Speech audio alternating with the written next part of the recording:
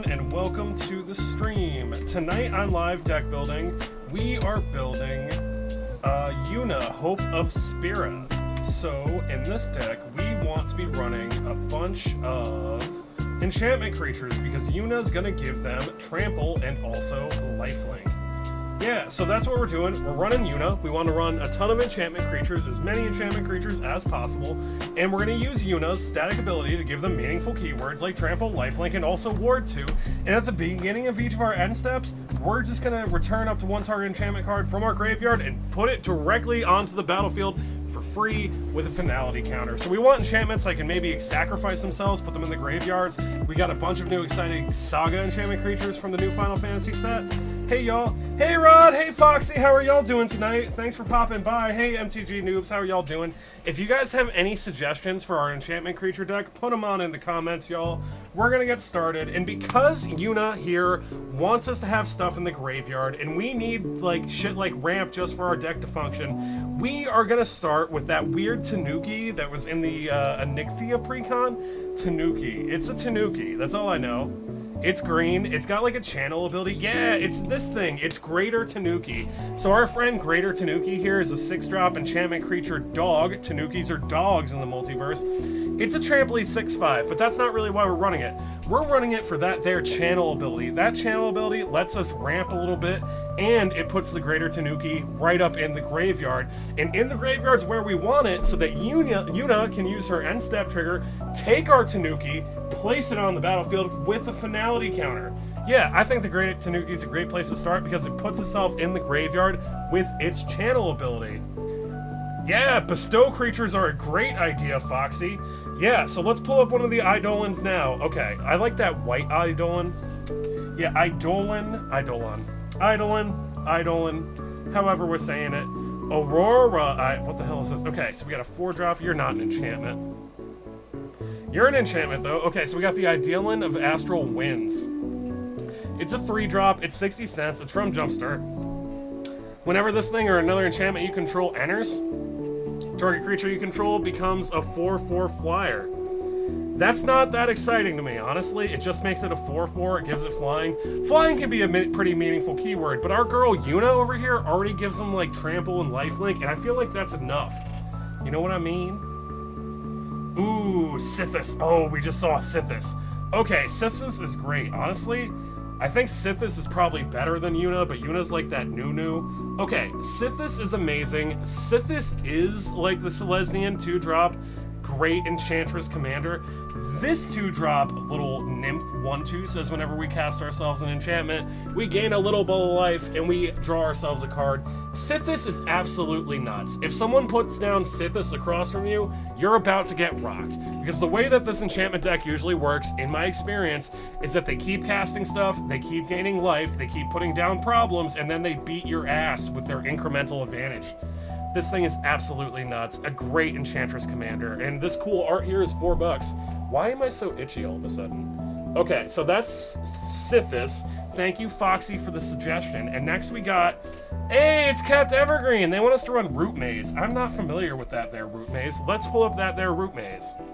Root Maze! Okay, Root Maze is a 1-drop enchantment that says enchant artifacts and lands come into play tapped.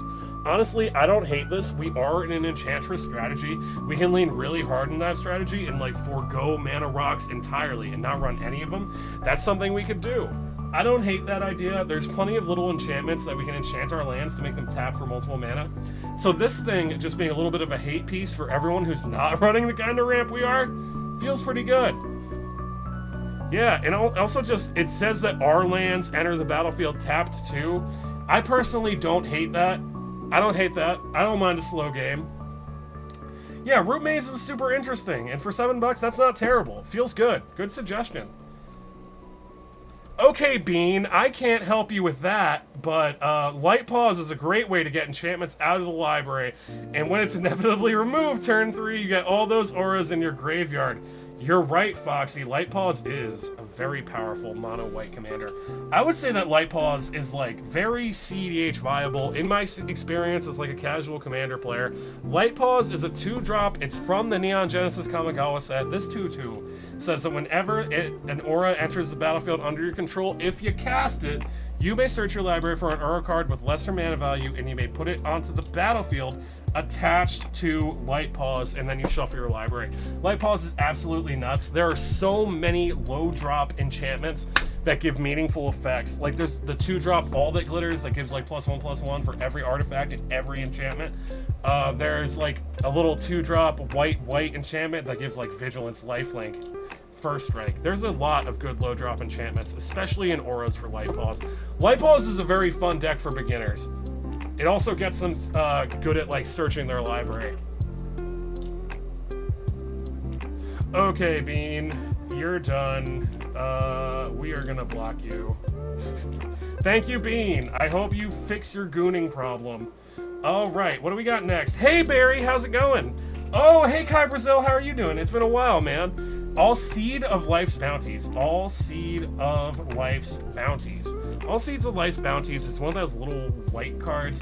I usually take it out. The last time I saw L-Seed was in the Onyxia. I can't pull it up. A Life's Bounties. We're gonna pull up Life's Bounties. The last time I saw this L-Seed thing was when the Onyxia, Green, White, Black Precon came out. For Commander Masters, Onyxia, that's right. Yeah, All Seed of Life's Bounty is a little enchantment nymph. He's a nymph, he's a 1/1, and he's lifelink, and he has an activated ability that lets us sacrifice him, and target creature or enchantment you control gains protection from the color of your choice until end of turn. This is a cool little bit of interaction, and him putting himself in the graveyard makes him a great place to hang out until Yuna can grab him, put him back on the battlefield where he belongs. Yeah, I enjoy this. Good card. A little bit of interaction. Yeah, I don't mind it. Foxy says that Celestine Enchantment Tribal is their favorite archetype. Hell yeah! Thanks for stopping by, Foxy. I appreciate it. Okay, Kept Evergreen wants us to run Luminarch Ascension. I'm not super familiar with Luminarch Ascension. Luminarch Ascension. Well, we're gonna need more words, more letters than that. Lumin. That should be enough. Luminarch Ascension. Okay, we found it. Okay, this is one of the Zendikar's quest enchantments.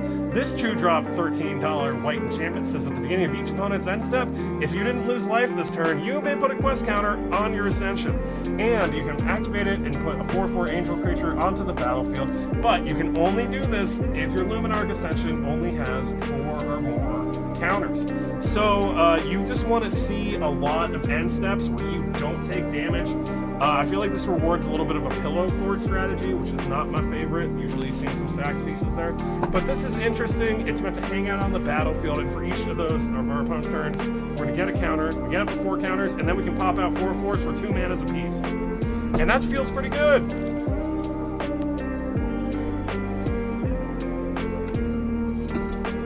All right. Oh, hey, Pup, how's it going? You want us to run that Starfield of Nyx? Starfield of Nyx is an interesting card, if I could spell it correctly. Starfield of Nyx. Okay, I guess it's I before E. Pretend I haven't been speaking English my whole life. Alright, Starfield. Oh, Starfield of Nyx! This is the magic or. Whoa. Why is this thing $21? This thing didn't used to be $21, did it? Okay, at the beginning of your upkeep, you may return target enchantment card from your graveyard to the battlefield. And as long as you control 5 or more enchantments, other non-aura enchantments you control are creatures, base power toughness equal to their CMC. This thing's great. It's often seen in stacks, maybe like Send Triplets is normally where I see it. And it turns all the stacks pieces into creatures so that they can mollywop you with their stacks pieces as if they weren't upsetting enough. This thing's cool. It's a win con. I didn't know it was $21 though. That seems a little pricey for this. I'm pretty sure this card was in the Onyxia Precon that came out in Commander Masters. Uh-oh, Octojack. Thank you for letting me know. Let me turn that on down.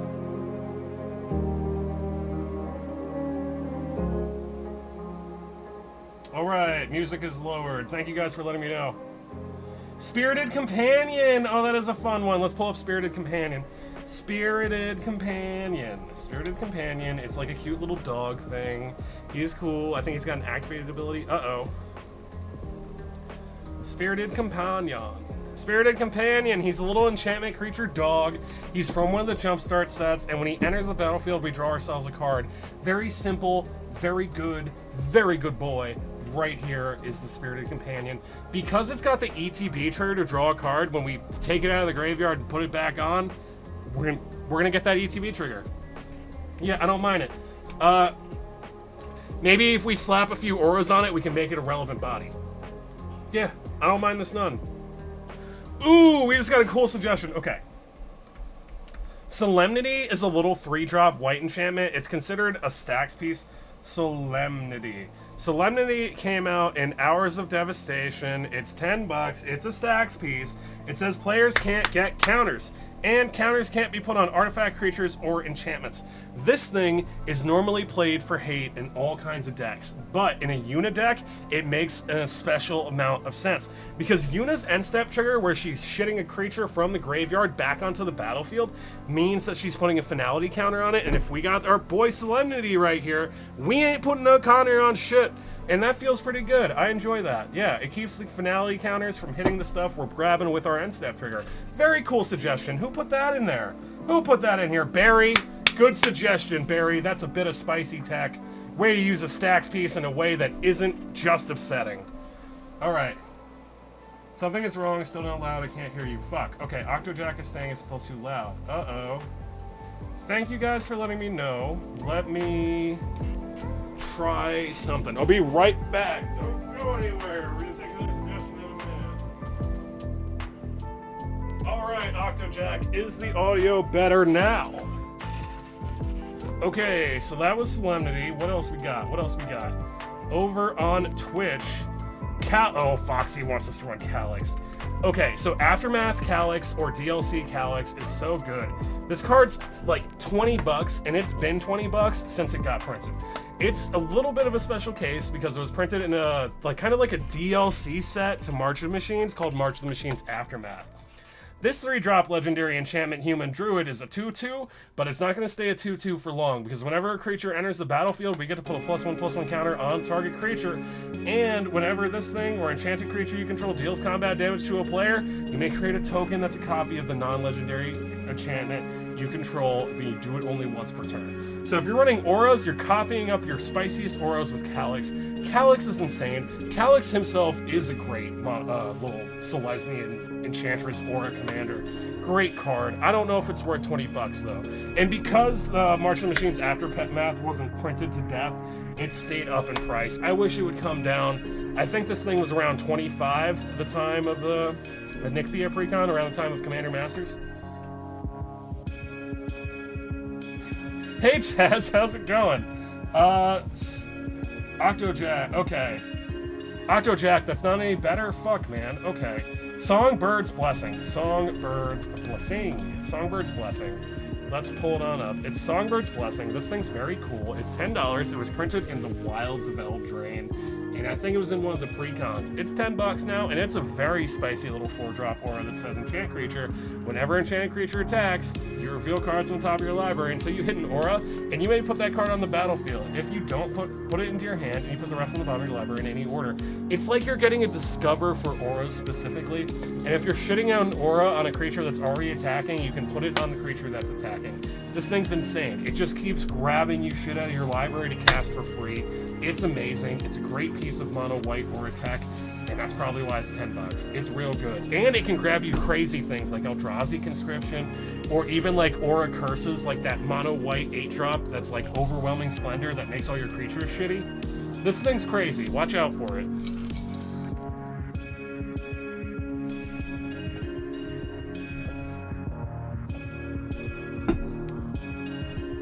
Careful Cultivation. Hey, the Mad Wobbler, how are you doing? Careful Cultivation. Careful Cultivation. Careful Cultivation is not a card I'm familiar with. That's probably why I spelled it incorrectly. Careful Cultivation is loading. It's loading. We're loading. Careful Cultivation. Okay, so it's a common from Neon Genesis Kamigawa. It's a 3-drop little mono-green aura that says you can interact with an artifact or a creature. As long as the impermanent is a creature, gets +1/+3, and gets reach, and is a mana dork that can tap for 2. That's interesting. And you can channel it, and you create a 1/1 human that taps for a minute. Honestly, kind of amazing. Kind of top tier. Let's talk about it. Even though it's a common, this card's great. So, right, first off, Yuna wants to be grabbing stuff out of the graveyard. This thing has a channel ability to put itself directly from your hand into the graveyard, and you make a mana dork for 2 mana. That's a perfectly reasonable effect. And if you put it out with Yuna's trigger, you enchant a creature and then you can tap for multiple mana. This thing's great, honestly. This thing's amazing. 10 out of 10 include. Great suggestion. Idolon of Blossoms. Idolon of Blossoms. Idolon of Blossoms is a card that I've heard the name of a bunch. I think it's card draw. It is card draw. Idolon of Blossoms is a really, really good piece of mono green card draw. This 4-drop 2/2 spirit says whenever this thing or another enchantment enters the battlefield, you draw a card. It is insane. It is so, so good. If this thing's on the battlefield, you're gonna get a card whenever you cast something or whenever something hits the battlefield. And because of Yuna's trigger, taking stuff out of our graveyard and plopping it down on the battlefield with a finality counter, you're gonna be drawing an extra card when you resolve that trigger with Yuna. This thing's really good. It's like top tier mono green enchantment draw piece tech. It's really, really good. It's been printed to death though, so I'm pretty sure you can get it for under $4. Kismmet. What the heck is Kismmet? Kismmet? Nope. Kismmet. Kismmet. What the heck is Kismmet? Is it from Eldraine? I feel like Kismet's from Eldraine, but I'm not positive. Come on, Kismmet. Hey, Fifi, how's it going? Fuck. Okay. Let's see. Let's see if we can fix our TikTok audio mixer. Primary. Let's not.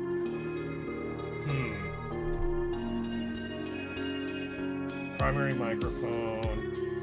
Give me just 1 sec, guys. We're gonna see if we can fix the audio for TikTok.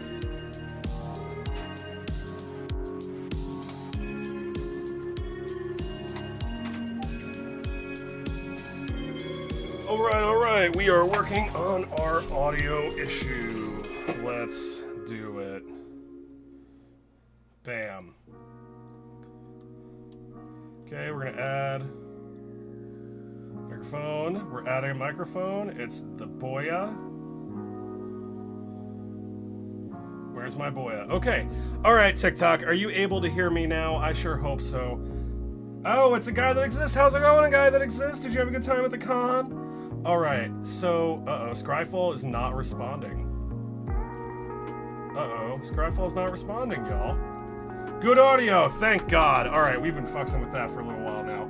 All right, let's see. Back to the Twitch chat. Thank you guys so much for your patience, for hanging out. We're gonna pull up Kismmet, and we're gonna be successful this time.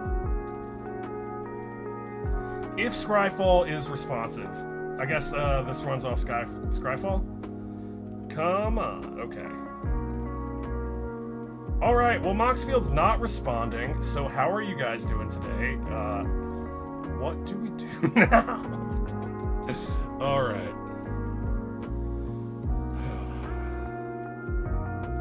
Let's try Moxfield again. All right, is it gonna work now? I guess it's gonna work now. All right, Kismmet, here we go. God doesn't want us to pull Kismmet on the screen right now. He surely does not. All right, Kismmet is unfortunately not loading. If they're outside of our color identity, it's not gonna come up. Hollowed Haunting. Also, I'm sorry, it's not coming out for some reason. Hollowed Haunting. Hollowed Haunting is a really interesting little mono white piece of tech. Or maybe Scryfall's and Moxfield just not loading today? Yeah, you could run Architect, but I'm pretty sure it's a connection issue. But I'm connected with you guys. I don't know. Switching to Architect in the middle of the screen would kind of be impossible. I need time to set up and make everything pretty looking. Wow, it's really not working. All right, wow, fun, exciting. I love this for us. Oh my God. Sure. Let's try that a third time. That's not the right deck. You're the right deck.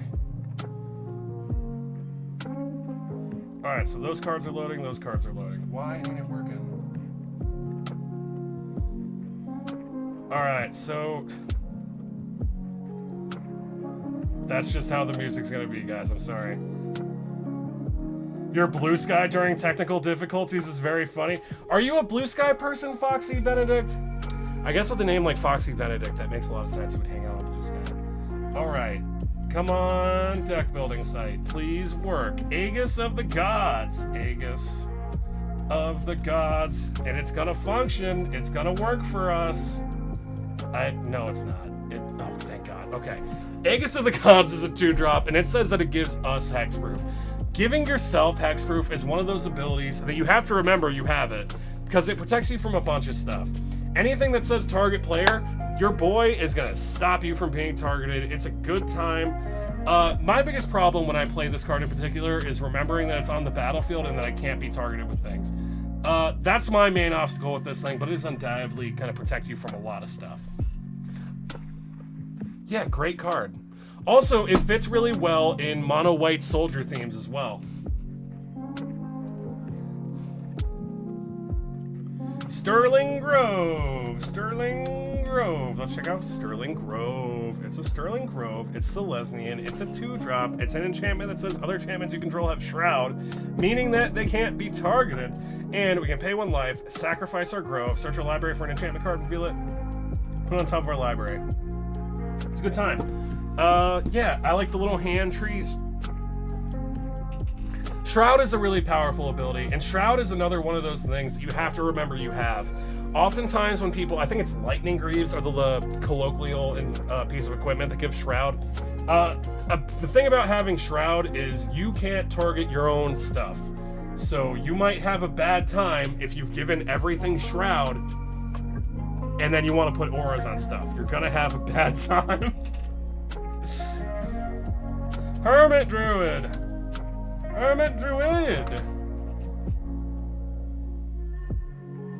Hermit Druid. Okay, Hermit Druid is $11. Oh, this is why. This thing can be a win con in CDH, right? Okay, pay 1, reveal cards from the top of your library until you reveal a basic land card, put that card into your hand, and all the cards revealed this way into your graveyard. Okay, Hermit Druid's crazy, right? So, I've seen Hermit Druid primarily in CDH builds, where they run 1 or no basic lands. That way they can activate Hermit Druid once and get all the cards they need to into their graveyard to hopefully clear out a game.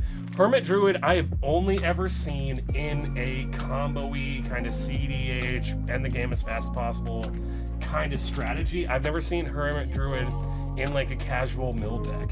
But this thing's great, and if we build our deck right and we avoid as many basic lands as possible, we could use the Hermit Druid to just put our deck into our graveyard. Yeah, I don't mind this. It could be really cool. Yeah, I don't mind it. Cool suggestion. Hey Gunner, how are you doing? Gunner, I'm sorry the audio's shitty. Who says you can look good on the twos? Not you, Gunner. Gunner fucks me up in the Discord sometimes. Gunner, we ain't played in a while. How you been, buddy? Thank you. That's Gunner. You keep my confidence high. I appreciate it. Okay, so oh shit, we got an Ondu Spirit Dancer. The Ondu Spirit Dancer was printed in the Onyxia green, white, black precon for Commander Masters a couple years ago. It's very fun, and it was like the bombiest bomb of that deck in my opinion, even though it was just a mono white 5-drop. It's a 3/3 core cleric that says whenever enchantment you control enters the battlefield, you may create a token that's a copy of it, but you do it only once per turn. It's great. I enjoyed it a lot. We're having nothing but enchantments enter this battlefield. We're having enchantments enter on the end step with Yuna's trigger. She's going to take them out of the graveyard, plop them out on the battlefield with a finality counter, and this thing can make copies of them. And the copies of the Ondu Spirit Dancer is going to make our tokens, but they ain't going to have finality counters on them if you're grabbing something with a Yuna trigger. It's a good time.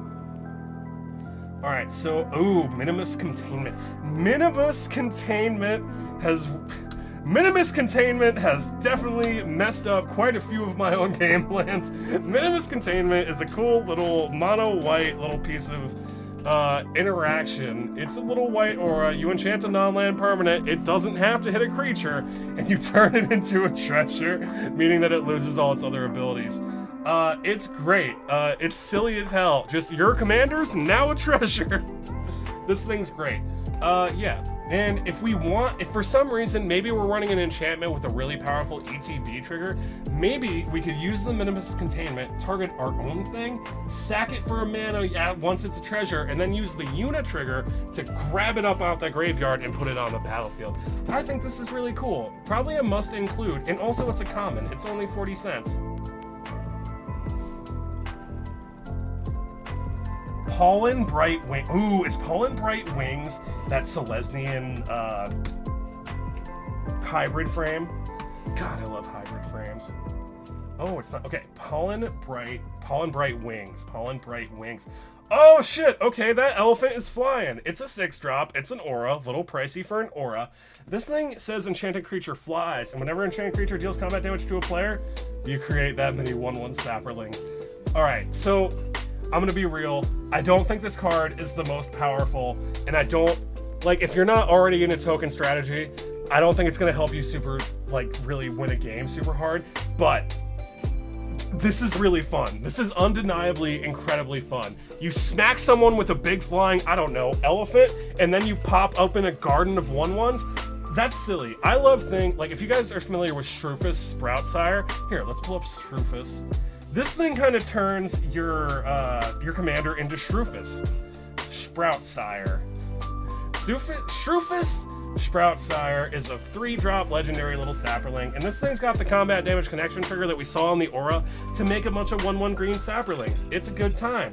I find Shufus and effects like Shufus where if you connect, I make a bunch of 1/1s or a bunch of rabbits or a bunch of little badgers. I think those are super fun.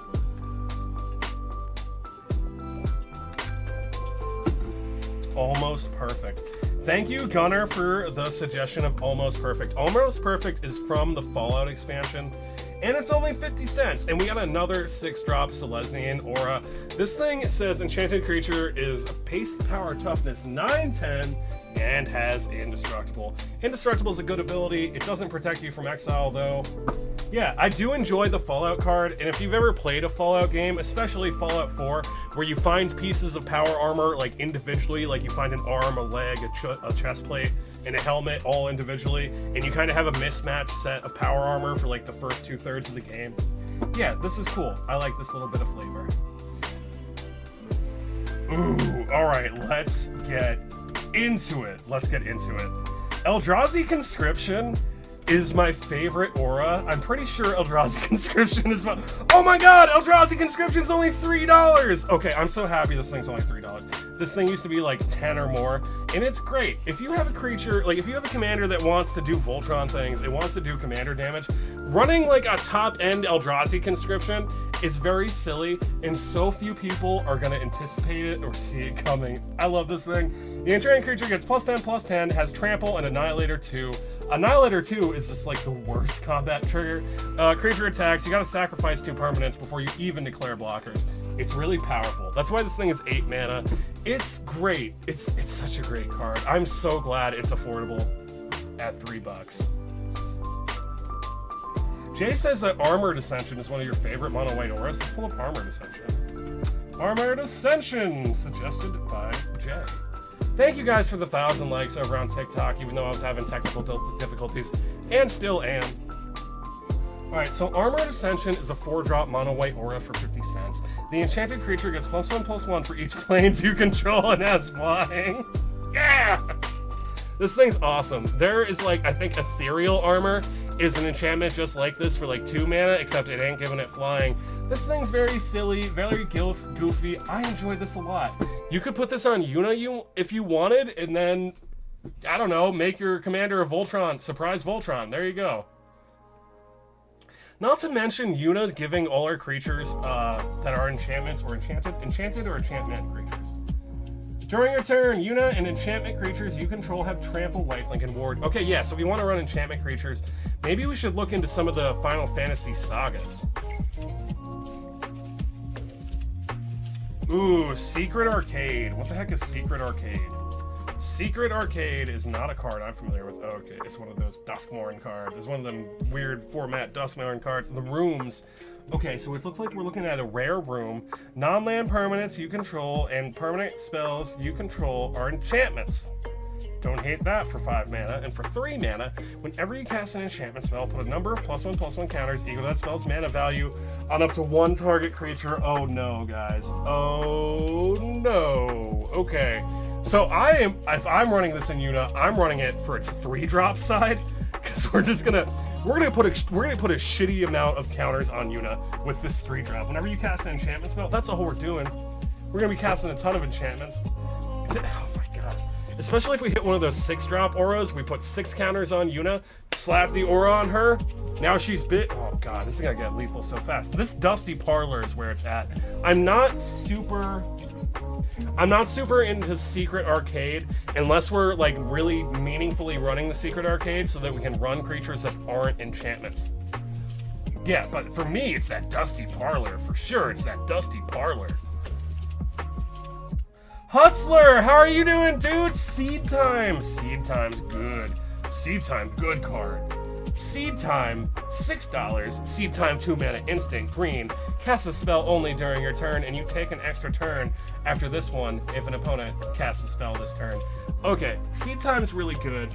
I personally don't run extra turn spells because I'm a casual commander player, and I feel like that would be a social faux pas to like monopolize the play table's time.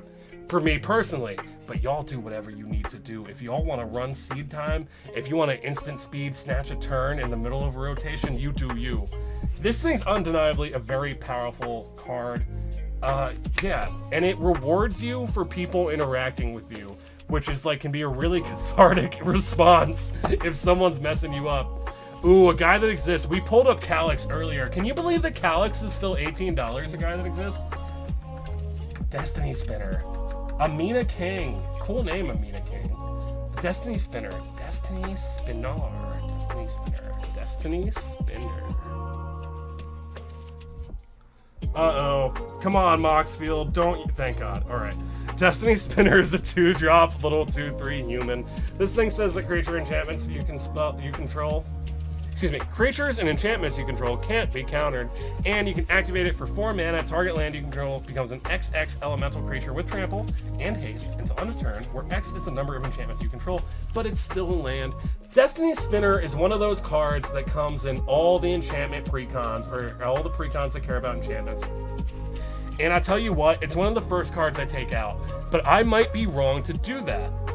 Because I played a game recently where someone had a bunch of mana, and they had nothing but like a smattering of enchantments, and this was their only creature, and because they had enough mana to continually keep activating it, they just made all their lands into creatures, and they were like only like 3 3s or 4 4s, but it was enough in an empty board late game state. It was enough to get me, and I don't know, I'm looking at it with fresh eyes now that it's killed me. Aura of Silence. Aura of Silence. Aura of Silence is a 3-drop. It's an enchantment. Artifacts and enchantment spells your opponent's control cost 2 more to play. Ew. And you can sacrifice it to destroy artifact or enchantment. It's cool. I'm glad that you can sacrifice it at instant speed. It's that instant speed interaction for me, y'all. But I personally would lean away from this because I don't like stacked pieces, because I'm like a little baby boo-boo bitch commander player. Casual commander player. It's really good though. I see it all the time when I am unfortunately paired with someone playing stacks. It's cool. It's good. I like that you can sacrifice it for interaction. For me, it's the sacrificing for interaction. Adam wants us to run. Communal Brewing is so fun. Communal Brewing is a cool little enchantment. It came out in Bloomburrow. It counts the number of opponents, and then you put a number of like brew counters on it. It's interesting. Yeah, it enters you. Oh, here it is. Okay, finally loaded. So when Communal Brewing enters any number of target players, each draw a card and put an ingredient counter on the Communal Brewing. Then put an ingredient counter on it for each card during this way. Yeah. Whoa. Okay. Yeah, so basically this thing enters in a 4-player game of Commander. It's going to enter with 4 counters. You're going to help your opponents with a little bit of card draw, but as long as this thing remains on the battlefield, every time your creature enters, it's going to get 4 counters off the rip. It is so good, and oftentimes +1/+1 counter decks have a difficult time putting that initial counter on it. They're really good at doubling counters, but they're not super good at getting that first counter. And Communal Brewing will help you get a bunch of first counters, especially in a multiplayer game. It's a good time, and yeah, it's only $1. And also, that frog is vibing so hard. Mold Adder. Mold Adder. Mold Adder. Suggested by Hutzler, the Mold Adder is a little fungal snake. It's a 1-drop, it's a 1/1, and whenever an opponent casts a blue or black spell, you may put a +1/+1 counter on this creature. So that's Mold Adder. It is, well, this thing's good at getting its first +1/+1 counter, but unfortunately for this build, I would really want it to be an enchantment, so that way that Yuna can, you know, do stuff with it. Oh shit, did we just get King Henny up in here? Oh my god, it's King Henny! Hey, how are you doing? Yo, King Henny, Henny's a streamer, he does all kinds of things. He does like League and other Blizzard stuff. How are you doing, Henny? Good to see you, buddy. Happy Pride Month, Mateo! May I suggest, hell yeah, you can suggest Inkeeper's talent. Alright, so Mateo over on YouTube, thank you for popping by on YouTube. Mateo, you keep me afloat over there. We're gonna pull up Inkeeper's talent. Inkeeper's talent. Is this the white one? Is this the white? Or is it the green one? It's the green one. It's the $20 green one. Inkeeper's talent is a 2-drop enchantment. It's a class, so you gotta level it up and put more mana into it. The first level says at the beginning of your combat on your turn, you put a +1/+1 counter on target creature you control. You level it up for 1 green, and permanents you control with counters on them have ward 1. And if you pay a total mana of 7, leveling up this class, for the final level of 3, if you would put 1 or more counters on a permanent or player, put twice that many of each of those kinds of counters on that permanent or player instead. It's great. It's stayed around $20 since printing. I wish the art was a little more interesting, but this thing's great. It's great. It comes out early, it places counters, you keep leveling it up, you make your little counter creatures warty, and then, you know, you just double up your counter placement. It's a real good time. Thank you, Mateo, for the suggestion. Great, just want to drop some... King Henny, did you raid me? Thank you very much. I am still not a good enough streamer to understand how raiding works, but thank you. Sphere of Safety. And I don't think I might just be a little B-word because, like, I use Restream to stream on multiple platforms, and, like, I don't have Twitch open. I gotta figure out how to raid people. I'm a bad streamer. Okay, Sphere of Safety is a 5-drop mono white $5 enchantment, and this thing has been the reason that I've lost to so many, like, Pillow 40 Staxy enchantment decks, because this thing says that creatures can't attack you or a planeswalker you control unless they pay X for each of those creatures, where X is the number of enchantments you control. This thing often says that if you're facing opposed on the opposite side of the table from it, that you have to pay all your mana just for 1 creature to attack. Because it's not like they're gonna have this and like 1 other enchantment. They're gonna have like 7, 8, 9 enchantments, and that's gonna be so much mana just to get through with 1 attacker that can still be blocked and still be interacted with. This thing's really, really good, but it's a frustrating piece to play against, especially in an Enchantress deck that wants to go wide with a bunch of enchantments. I'm sorry, John. I've been working on it. I will have it better next week. I promise. Darksteel Mutation. Oh my god, Darksteel Mutation. Darksteel Mutation. I love Darksteel Mutation, not because it's just an amazing commander card, but I've actually edited the Darksteel Mutation bug. It must be a year ago now. I edited the Darksteel Mutation bug, like, wriggling around in my hands in one of my earlier videos when I first, like, kind of got the hang of video editing. I love it. I made it, like, make little bug scuttle sounds, too. But anyway, Darksteel Mutation's a $3 little aura, and it is so fun to slap onto your opponent's commanders, because this thing says that the enchanted creature is an insect artifact creature token, and it's a 0/1, and it has indestructible, and it loses all other abilities. Meaning that you're pretty much turn your your opponent's commander off if you can slap this onto it, and because it gives the bug indestructible, it's hard for them to kill it, unless they got like a sacrifice outlet or they can do something to bounce it to their hand or whatever. But this thing is so funny and so frustrating if you don't have a way to get rid of it. Yeah, the tapped out wizard, I am. I'm in Southwest Florida. Path of Discovery. I'm sorry for the audio over on TikTok, guys. It'll be better later. Bye, Hutzler. Or wait, or is that a piece? Anyway, glad you're here, Hutzler. If you're leaving, have a good night. Path of Discovery. Oh, is this the one I think it is? Is this the one I think it is? Path of Discovery is a 4-drop enchantment. It's 50 cents. It looks like we got a reprint in Final Fantasy. This thing says whenever a creature you control enters, it explores. Exploring, excuse me, y'all. Exploring means that you get to reveal the top card of your library. If it's a land, you can put it in your hand, or you can put it into your graveyard. Yeah. And you put a +1/+1 counter on that creature if it's a land. Yeah. It's interesting. To tell you the truth, guys, I'm not a big fan of Explorer triggers, because, like, the way you really want to capitalize on Explorer as a mechanic is you want to have a bunch of Explorer triggers. This is normally done where I've seen it with Merfolk, where they're making a bunch of little tokens and they're all exploring, they're all getting a little bit bigger. My problem with Explorer in that capacity, where it's like the most effective, is that the triggers take time. And each little trigger that you're exploring off, and if you got a bunch of little things, it adds a lot of time to a game for me, and for those reasons, I'm not a super big fan of Explorer.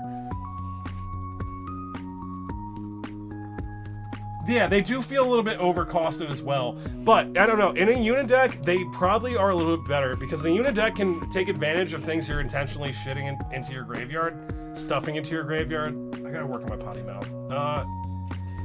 Nyx Bloom Behemoth. Nyx Bloom Behemoth.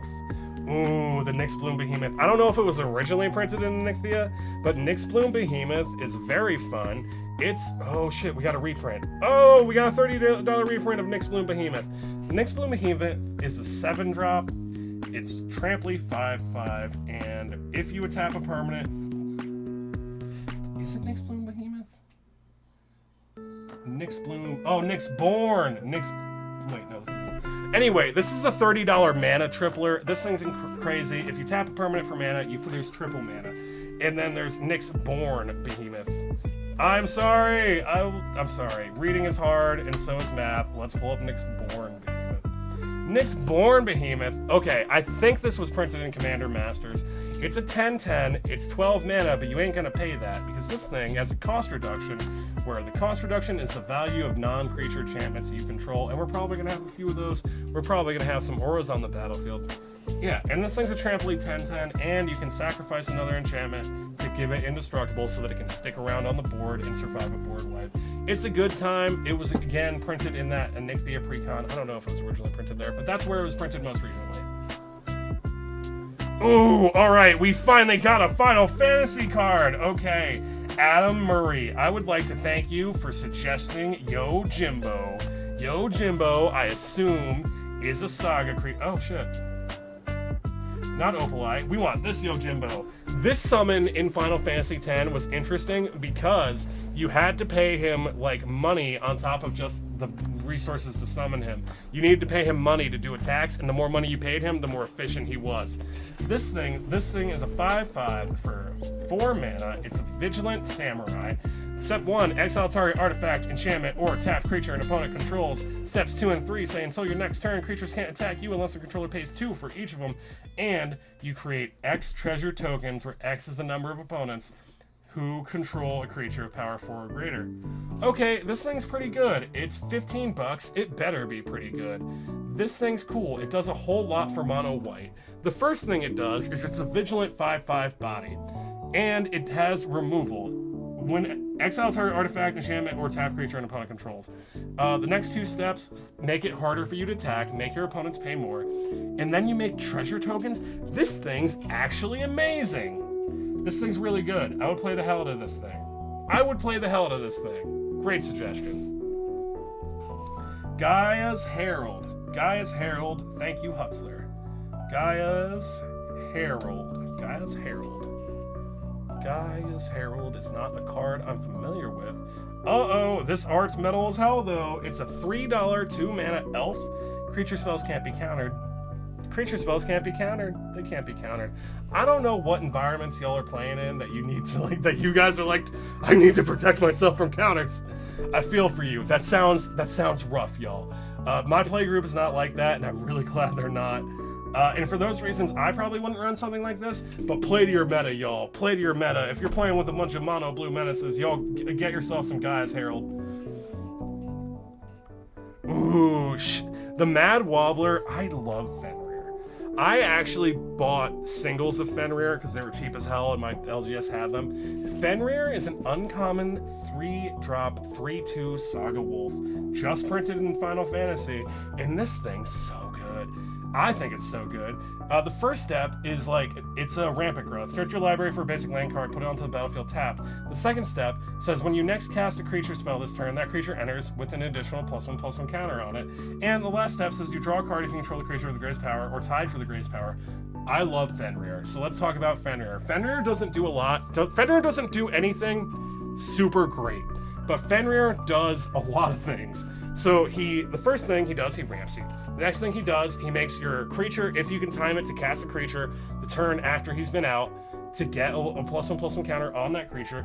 And then if you have the biggest creature, he draws you a card. So Fenrirer can potentially do all the things to help your commander deck function, right? Because he's going to ramp you the turn he enters, and he can potentially draw you a card. And if you're in a creature-based strategy, like Yuna is, running enchantment creatures, he can make the creature for the second step a little bit bigger.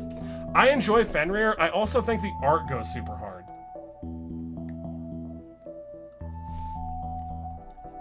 Ooh.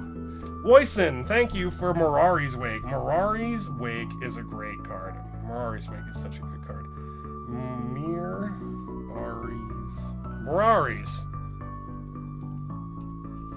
Mirari's Wake is a 5-drop enchantment that doubles your mana output, because it says whenever you tap for a mana, you tap a land for mana, you add 1 mana to your mana pool of the land, of the type that land produced. And it gives your creatures +1/+1. It's great. This thing is often seen in big mana decks, especially 5-color big mana decks. And it stays up around $8, even though we've got a bunch of printings of this. Right now, we're looking at the printing from the Cat Precon. I think that was from 2016? Yeah. Since you have lots of creatures, you could play Silver Quill Lecturer. Ooh, Silver Quill Lecturer is a really good. Silver Quill Lecturer, I think it's a 5-drop. It's mono white, and it was, I think, originally printed in a precon. So it was like right after they switched and stopped putting all the commander cards in boosters and stuff. But Silver Quill Lecturer is really good. I think it does something where it copies creatures. It's loading. It's going to come up any second, guy. Uh-oh, Scryfall is not responding. That is not good. Okay. We're going to... Alright, let's try this. Come on, Moxfield. We want that Silver Quill. We want that Silver Quill. We want the Silver Quill. Alright, Silver Quill. Please load. Alright, Silver Quill Lecturer. We got there. Oh, he's only 50 cents now. Okay, so he came out in Modern Horizons 3, and he was in one of the precons. I want to say it was the Jeskai Creature Token Energy precon. Creature spells you control have Demonstrate, meaning that when you cast a creature spell, you can choose to gift a copy of the spell to an opponent, and if you do, you get another copy of your spell. Copies of creatures become tokens. It is so, so good, and I'm glad it come down to 50 cents. I might have to get me one of these. This is a card I like. I run a lot of creatures. Most of my decks are creature-based decks in some capacity, and I run a lot of white. I might have to get me some of these. These are really good. These are really good in just like creature strategies. And if you're playing casually where you don't mind helping your opponents a little bit, so good. I really enjoy this. I'm gonna have to get me some. Sisse, Sisse. Yeah, let's pull up Sisse. Is Sisse 5-color? No, Sisse ain't 5-color. We got a $20 4-mana Captain Sisse. Tap, search your library for a legendary card, reveal that card, put it into your hand. You know, I don't mind this. It is a search on a stick. It grabs you legendaries, so yeah. This art's cool as hell. Yeah, I don't mind this. We can run that. Sphere Grid. Yeah, let's run Sphere Grid. Sphere Grid. Sphere Grid is a reference to Final Fantasy X, and if you've been seeing the game footage in the background, those are summons from Final Fantasy X, which is the game that Yuna's from. It had the Sphere Grid mechanic instead of traditional RPG level up mechanics. Sphere Grid, the card though, is a $2 2 mana, $30. Why is it $30? Whenever a creature you control deals combat damage to a player, you put a +1/+1 counter on that creature. And creatures you control +1/+1 counters on them have reach and trample. There it is. It's the reach and trample for me, fam. This thing is, yeah, this thing's amazing. Reach and trample are super significant keywords. I don't feel super strongly that Yuna really needs Spirit Grid to function, because Yuna already gives them trample if they're enchantment creatures.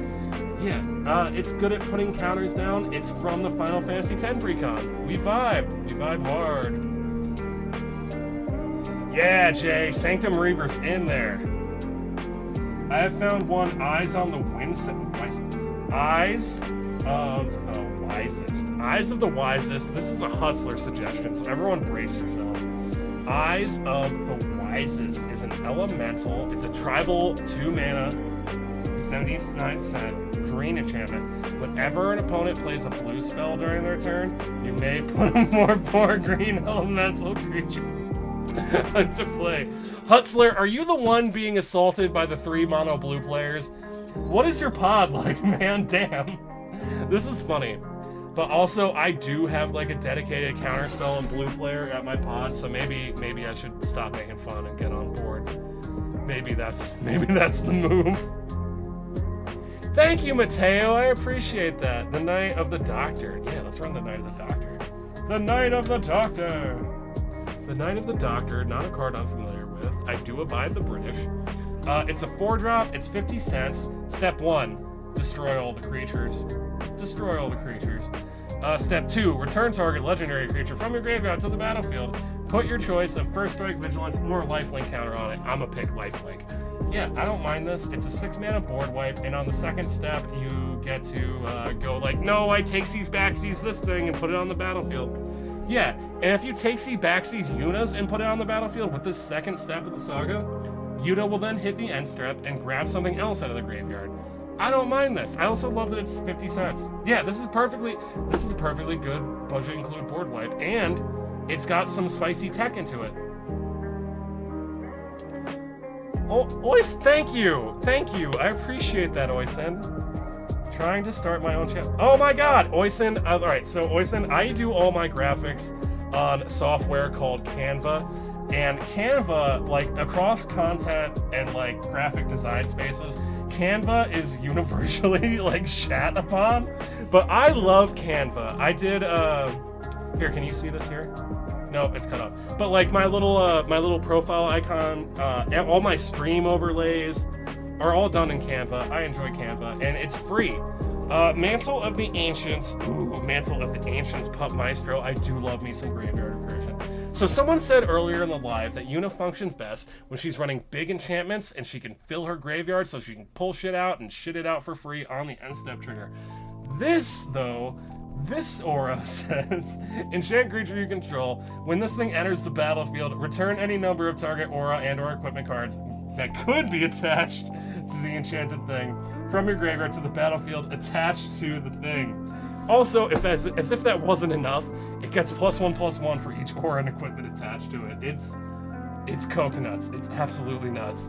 I love it. And because it's been reprinted, this is the Fallout version. You can get other ones. You can get invert universe versions of this card as well. And they're cheap too. It's great, especially if you're really good at filling your graveyard. And you're running a bunch of auras. Great little finishing piece. Yeah, good luck on the channel, Oisin.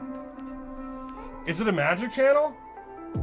Holy shit, y'all, it's the Grand Arbiter. Y'all, the Grand Arbiter. I have the privilege of losing in Magic the Gathering to the Grand Arbiter almost every week.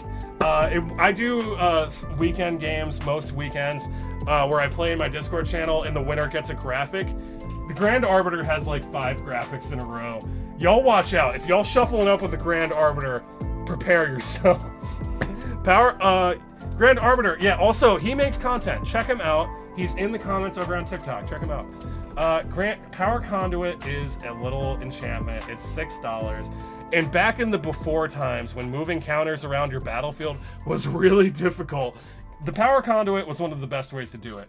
It's a 2-mana artifact. It hits the battlefield. You can activate it by tapping it. You remove a counter from a permanent you control, and you can put a charge counter on target artifact or a +1/+1 counter on target creature. It's cool. It's great from a permanent. So because it's removing counters from permanents you control, maybe you want to keep your fancy Final Fantasy Saga creatures on the battlefield, you can use the Power Conduit to remove the lore counters from the Saga slowly, and that way you can maintain that creature on the battlefield. Which is what we want to do, because Yuna gives them the meaningful keywords of Trample and also Lifelink.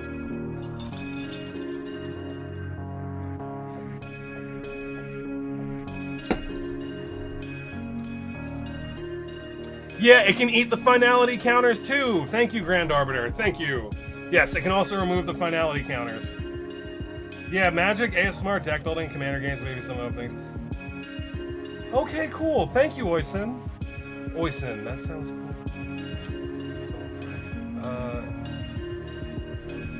Clash of the Icons. Oh, Clash of the Icons. All right, we are finally getting into some Final Fantasy cards, y'all. Clash of the Icons. Here we have depicted the fight between Titan and Ifrit from Final Fantasy 16. Final Fantasy 16 is my favorite Final Fantasy. You may fight me. This sorcery is a 1-drop. It's 40 cents. It's an uncommon. Target creature you control fights another target creature an opponent controls. We got a little 1-mana fight spell at our sorcery speed. Or we can remove a lore counter from a Saga. That's relevant for our deck. And we can put a lore counter on a Saga. Also relevant for our deck if we want to if we want to move them on into the graveyard, so that we can use Yuna to take him out. Yeah, this thing's cool. Also, the art is so cool. The art is so cool. I love it.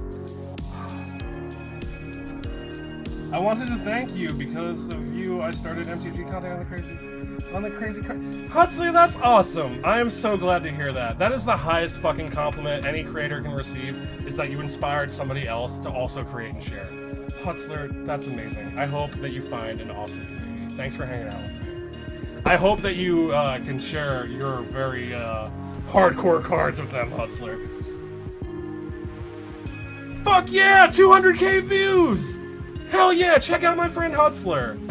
And my friend Grand Arbiter! And my friend Tap and Sackett, who just came in! Oh, God, the community of Magic the Gathering truly is the best part. Thank you guys so much for hanging out with me. Alright, so we're going to talk about a Gaia Reach Sanitarium. I enjoy a Gaia Reach Sanitarium. I run a Gaia Reach Sanitarium in a lot of my decks, but I tell you the truth, I don't activate the Gaia Reach Sanitarium a whole lot. It's cool, it's kind of group huggy in my opinion. It taps for colorless, it's a legendary land, and it enters untapped. But you can pay 2, each player loots. So each player draws a card and discards a card.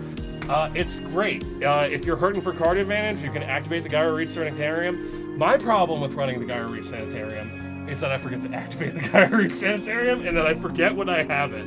Like, I have all these utility lands that have fun text stapled to them, but, like, I just forget to use them. Yeah, and in mono black, you can use it to fill your graveyard. Ooh, Planner Disruption. Mville wants us to run Planner Disruption in all capital letters. Okay, Planner Disruption, it's a 2-drop, it's a mono-white aura, it's 40 cents. Enchant artifact creature or a planeswalker. The enchanted permanent can't attack or block, and its activated abilities can't be activated, but its triggered abilities will still trigger. This is cool, it's a little hate piece. If someone's commander has an activated ability, that's the whole theme of their deck, you can just slap Planner Disruption on it, and that ability's not happening anymore. That feels pretty good. It also prevents it from blocking and attacking. And it can hit a planeswalker. Honestly, this common's great. This is a great common. I vibe. Ugh. Excuse me, guys. Alright, Oisin wants us to run Garnet, Princess of Alexandria. Garnet, Princess of Alexandria. Is this an Assassin's Creed card? No, it's a Final Fantasy card. We got another Selesnyan Legendary. This one's a 2/2, and it's got lifelink. It's a human noble cleric. And whenever this thing attacks, you may remove a lore counter from each you may remove a lore counter from each of any number of sagas you control, and you put a +1/+1 counter on Garnet for each lore counter removed this way. Yeah, honestly, if we're running a ton of summons, those little saga creatures from Final Fantasy, that's what I'm excited about. That's what I want to talk about with Yuna today, with those saga creatures. Those saga creatures are so cool. Did you guys see Knights of the Round? This thing's cool, though. I vibe. It itself gets bigger.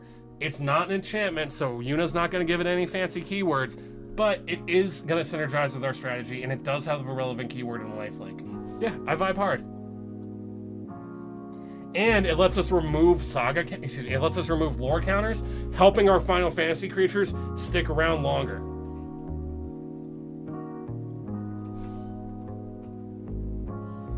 Adam, let's talk about Waka. Waka's so good. I got to make a Waka video before the Final Fantasy set came out. It was really fun. Spoiler alert, Waka's kind of racist, but he's a 4/4 in Celestian Gupples.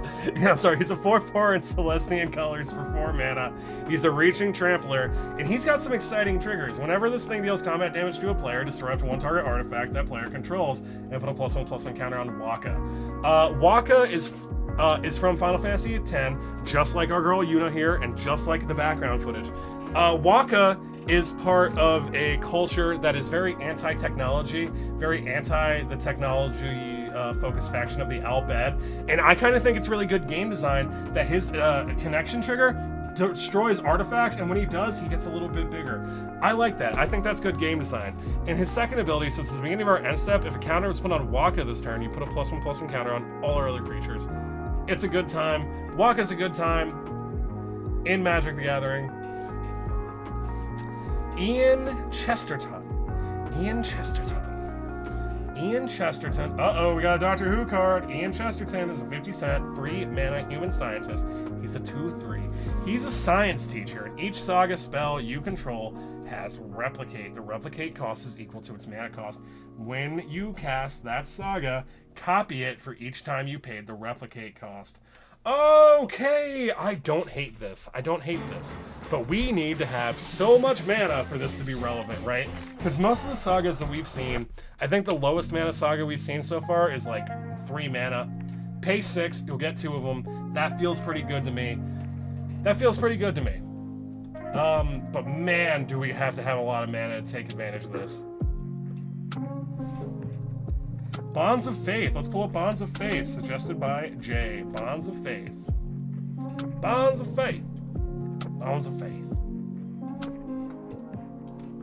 Uh-oh. Are we having connection issues again? Okay, Bonds of Faith. I love this art. Full on first impression. This is amazing art. I've seen this all over the place. Some of the best art in MTG. Who do this? Steve Argyle.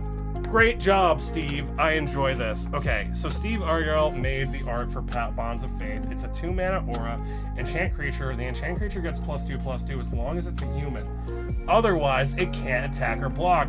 10 out of 10. Okay, so Yuna's kind of special in the way that she gives lifelink, Ward 2, and Trample, right? Because she gives it to herself. So, and she's a human, right? So if we put this on Yuna's going to be a little bit bigger, a little more relevant, and if we use it as interaction on our opponents, it's going to stop their creatures from attacking or blocking. I liked it. I like this card a lot. This is really interesting. And also, it's a common, so it's only 40 cents. And the art goes hard. 10 out of 10, gold stars all around. I love this card. I'd play the hell out of this.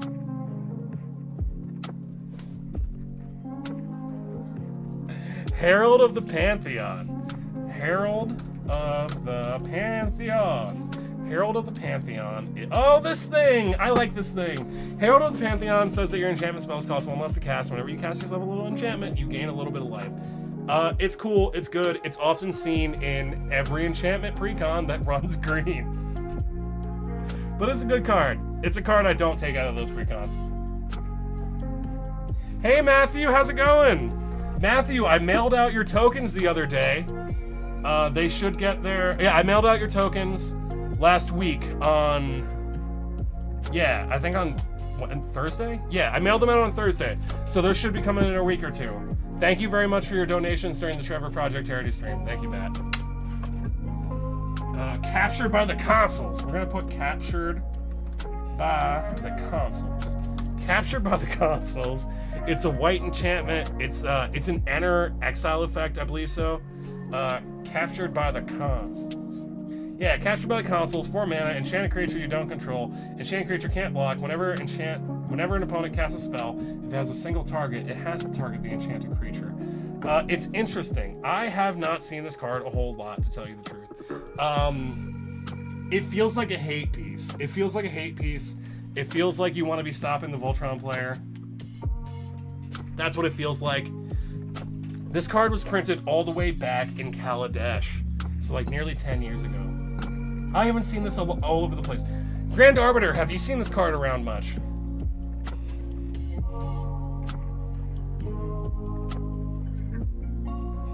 Alright, but there...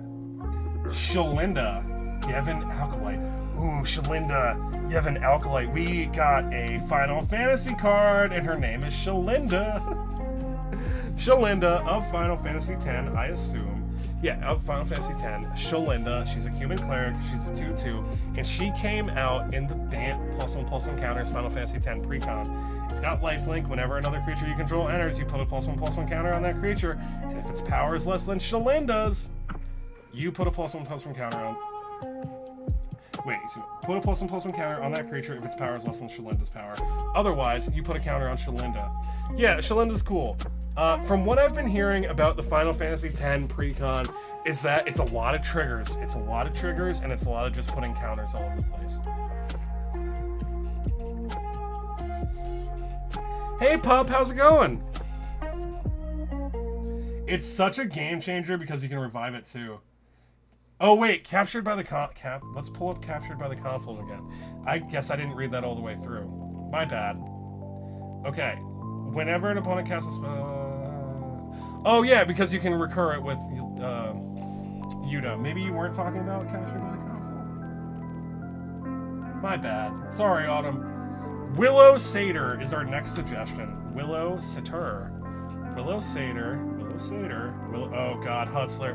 Hutzler, sometimes I just know when you suggested something because it's in a font that's hard for me to read.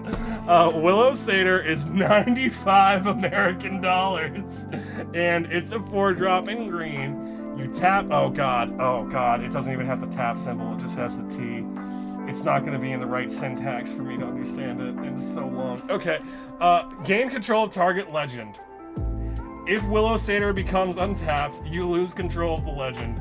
You may choose not to untap Willow Satyr, as normal. You also lose control of legend if... Oh god. If Willow Satyr leaves play. If you lose control of Willow Satyr, or the game ends. God, that hurt me. That hurt me so much. I took 6 points of psychic damage trying to read that, Hutzler. I hope it was worth it. Okay, so from what I could interpret, is if this card kind of reminds me of Mariekri Barret, which is an Esper commander for 3 mana, where you tap, you gain control of it, and if you untap Mariekri Barret, or you lose control of Mariekri Barret, you lose the creature. This feels like a mono-green 4-drop version of that, is what it feels like. But also, oh god, it's... Oh. Read the Oracle text. Okay. You may choose not to untap this creature during your untap step. Tap, gain control of target legendary creatures as long as you control a creature. Yeah. That was better. Thank you, Hutzler. What do I think about the Aang card that was spoiled? Okay, I like the Aang card. I wish I could make a video about the Aang card. But I can't make a video about the Aang card without knowing what fucking firebending is, or any of the other bending effects. There's a new Aang card, if anyone's not familiar. It just got spoiled during Magicon. I'm pretty sure it's the only Avatar: The Last Airbender set spoiled card so far. It's Aang. On the front, he's everything but black. So like white, blue, red, green. And he's got like flying and firebending, which is like a keyworded ability that we don't know what it does yet. And it also has a trigger that cares about earthbending, firebending, waterbending to draw a card. So we don't know what the bendings do yet. And Aang flips over and he gives you a bunch of mana reduction, and he's big and spooky. But he's a 5-mana Avatar commander. That's what I think. You're kind of meh on Avatar: The Last Airbender? Like, as a franchise lot? Alright, guys. Alright, so we have been going for 1 hour and 10. I do have to walk my dog.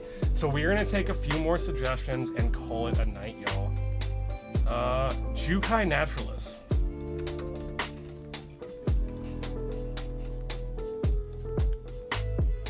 We're loading a Jukai Naturalist. This thing is a Selesnyan little human monk. It itself is an enchantment, and it itself has lifelink. says enchantment spells you cast cost 1 less to cast. It's cost reduction across the board for our enchantments. It's a good time, and this is another one of those spells that keeps getting pushed into all the enchantment precons you can run it in. It's a good card. Oh my god, Dion, Dion, it's funny you mentioned that. I'm sorry if I just fucked up the audio really hard on TikTok, guys, but Adam mentioned Dion Bahamut's Dominant. I actually just built Dion Bahamut's Dominant, and I love it. It's a little white blink deck. If you guys haven't seen my video on Dion Bahamut's Dominant, I'm sorry, because I'm going to perform it for you now. This is Dion Bahamut's Dominant. He's a 4-drop mono-white legendary from Final Fantasy 16, my favorite Final Fantasy, and he's gay as fuck. If you're looking back here, you see this knight back here? That's the 2/2 knight that Dion makes when he enters the battlefield. But in the lore, that's his boyfriend, Sir Terrence. Sir Terrence, guys, I'm not gonna lie, I've made 3 different videos about Dion as a character. When I first learned that the Final Fantasy set was coming out, I made a video about how I didn't like how Final Fantasy 16 ended, because Dion is like the last character you speak in the RTG, where he's like, this is our final mission, please fulfill any loose ends before you complete the game. And like the last thing we see Dion do before the final mission is throw a bag of money at his boyfriend, Sir Terrence. And I'm like, Dion, you have unfinished business. You better call your fucking boyfriend before the end of the world. But anyway, if we pay a bunch of mana, we can flip Dion onto his backside, and he becomes Bahamut the Warden of Light, a flying 5/5 dragon. And his first 2 steps say that we put a +1/+1 counter on each of our creatures, and they gain flying until end of turn.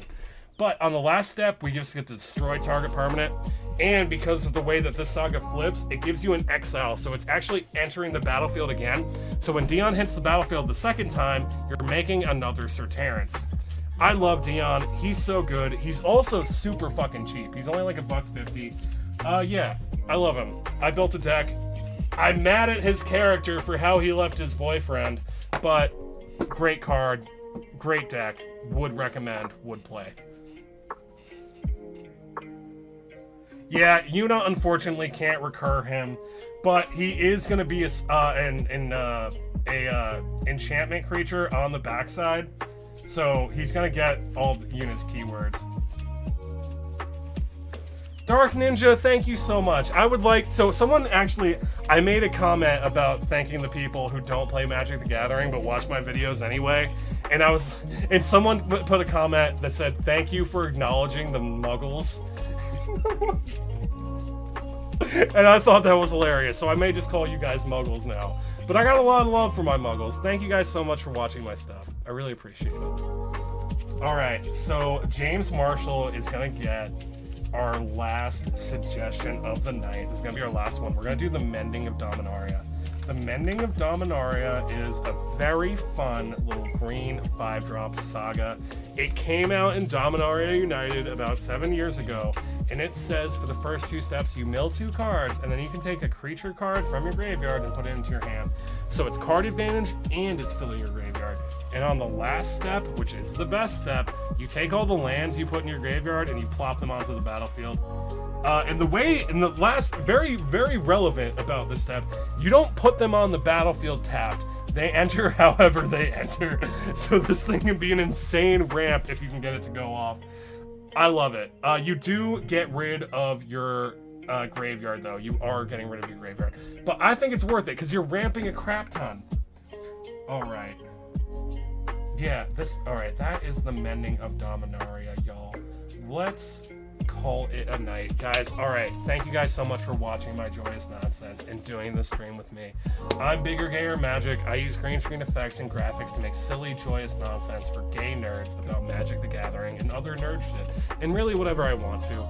Tonight, we built Yuna, Hope of Spirit. She cares about enchantments, and we cared about them tonight too. If you want to see any of the cards that people suggested for our Yuna build, you can check out the Moxfield page, and I finally was able to put the link in the YouTube description and on Twitch if you guys want to check it out there. Thank you guys so much for hanging out with me, and I hope that you all draw the appropriate amount of lands during your